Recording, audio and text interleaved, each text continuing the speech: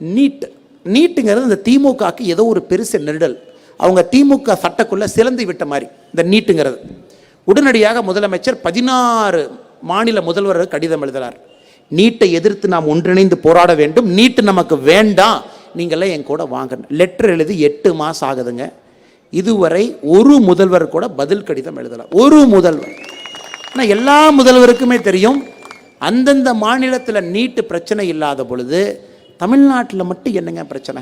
ஆற்காட்டு வீராசாமி அண்ணன் இப்போ அண்ணன் இல்லை, இறைவனடி சேர்ந்து விட்டார். அவர் முதல்ல ஒரு சூப்பராக ஒரு ரகசியத்தை உடைச்சி சொன்னார். தமிழ்நாட்டில் எப்படி மெடிக்கல் அட்மிஷன் நடக்குது தெரியுங்களா? 100 சீட் இருக்குன்னா 15 seat all India quota. All India quota கொடுத்துடணும். ஆல் இந்தியாவிலேருந்து 15 சீட்டு. இது 1986 செய்து கொண்டிருக்கின்றோம்.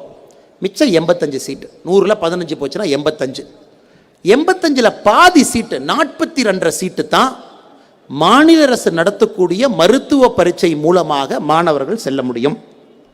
மிச்ச பாதி சீட்டு 42 சீட்டு 42% தனியார் கல்லூரிகள் நடத்தக்கூடிய என்ட்ரன்ஸ் மூலமாக அவங்களுக்கு. தமிழ்நாடு மட்டும்தான் ஒரே மாநிலம் இருக்கிற சீட்டை 2ஆக பிரித்து பாதி பேர் தான் அரசு மருத்துவமனை, பாதி பேர் தான் தனியார் மருத்துவமனை இவங்களே போட்டாங்க திமுக ஆட்சியில். இப்போ அவங்க என்ன பண்ணுவாங்கன்னா, திமுக ஆட்சியில் ரிசல்ட் டிக்ளேர் பண்ணுறதுக்கு முன்னாடி யாரெல்லாம் முதல் 100 ரேங்க்கு 200 ரேங்க்கு 300 ரேங்க்கு 400 ரேங்க்குன்னு கண்டுபிடிச்சு அதை தனியார் மருத்துவக் கல்லூரிக்கு அந்த டேட்டாவை கொடுத்துருவாங்க. தனியார் மருத்துவக் கல்லூரி என்ன பண்ணுவான், யாருக்கெல்லாம் அரசு மருத்துவமனையில் சீட்டு கிடைக்குமோ, மருத்துவக் கல்லூரியில் சீட்டு கிடைக்குமோ அவர்களை அழைத்து தனியார் மருத்துவக் கல்லூரியில் சீட்டை கொடுத்து வச்சிருவான்.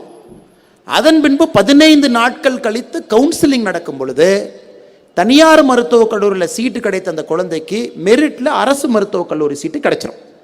அப்போ இந்த குழந்தை ரிசர்வ் பண்ண சீட்டை வேண்டான்னு சொல்லிடும். அந்த சீட்டை கவுன்சிலிங் முடித்ததுக்கப்புறம் மேனேஜ்மெண்ட் கோட்டாவில் தனியார் மருத்துவக் கல்லூரி விற்றுக்கொள்ளும். இதுதான் சீக்ரெட். இது ஏன் செய்கிறாங்கன்னா, தமிழ்நாட்டில் இருக்கக்கூடிய தனியார் மருத்துவக் கல்லூரியில் பாதி தனியார் மருத்துவக் கல்லூரி நேரடியாக திமுகவினுடைய எம்பிக்களோ எம்எல்ஏக்களோ மாவட்ட செயலாளர்களோ அவர்களுடைய பெயரில் மனைவியினுடைய பெயரில் இருக்கு. நேரடியாக நம் பினாமிலாம் சொல்லவே இல்லை. பாதிக்கு பாதி. 2006 2011 வரை திமுக தமிழகத்தில் ஆட்சியில் இருந்த பொழுது 17 தனியார் மருத்துவக் கல்லூரிக்கு அப்ரூவல் ஒரே வருஷத்தில் கிடைச்சது. கீழே டிஎம்கே கவர்மெண்ட்டு, மேலே காங்கிரஸ் கவர்மெண்ட்டு, 2 பேர் சேர்ந்து ஃபிக்ஸ் பண்ணிட்டாங்க.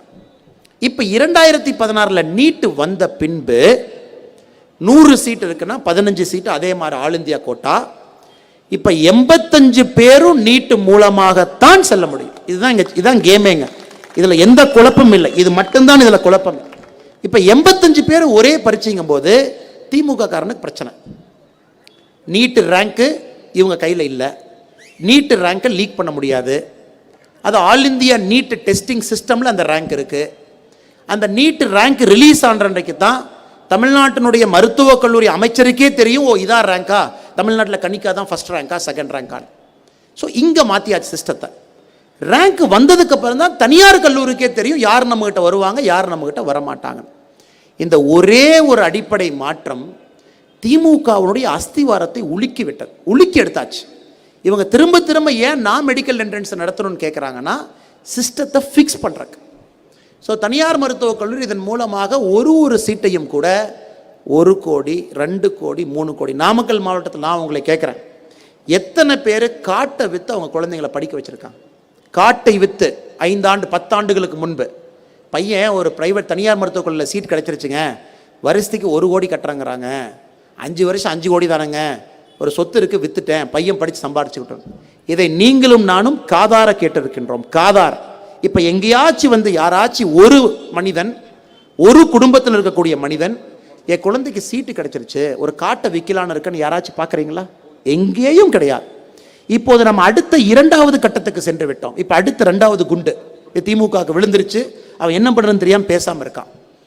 தனியார் மருத்துவக் கல்லூரியிலே தமிழ்நாட்டில் இந்தியா முழுவதுமே இருக்கக்கூடிய மொத்த சீட்டு இப்போ அவங்க அரசினுடைய ஃபீஸ் கிடையாது. இப்போ நாமக்கல் அரசு மருத்துவமனையை நம்ம கட்டி முடிச்சதுக்கப்புறம் அரசு மருத்துவக் கல்லூரியில் 150 பேர்த்துக்கு சீட் கிடைக்க போகுது.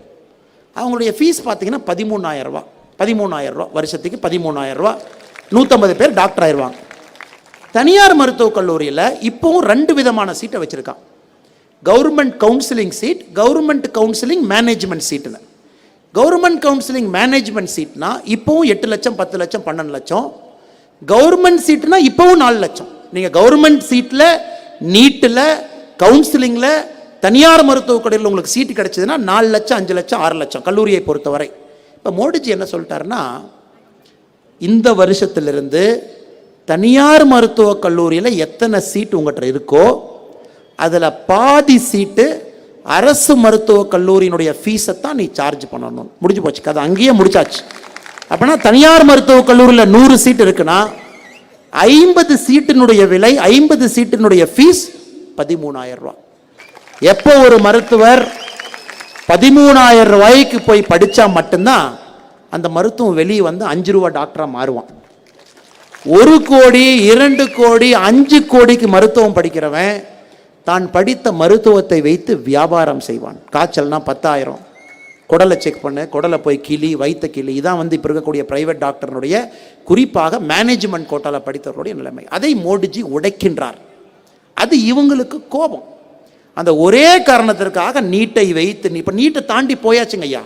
நம்ம நீட்டை தாண்டி அடுத்த கட்டத்துக்கு போயிட்டோம். அடுத்த கட்டம் தனியார் மருத்துவக் கல்லூரியினுடைய ஃபீஸை ஃபிக்ஸ் பண்ண ஆரம்பிக்கிறோம்.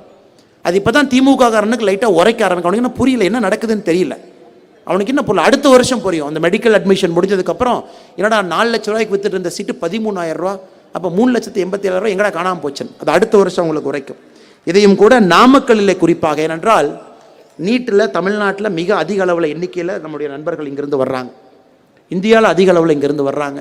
ஆனால் நாமக்கல் மண்ணில் அதை சொல்லணும். ஆற்காட்டு வீராசாமி அண்ணன் சொன்னது, ஃபிக்ஸ் பண்ணது, எப்படி மேனேஜ்மெண்ட் கோட்டா சீட்டாக மாற்றினது, எப்படி பாதிக்கு பாதி சீட்டை அவங்க மாற்றி விட்டது.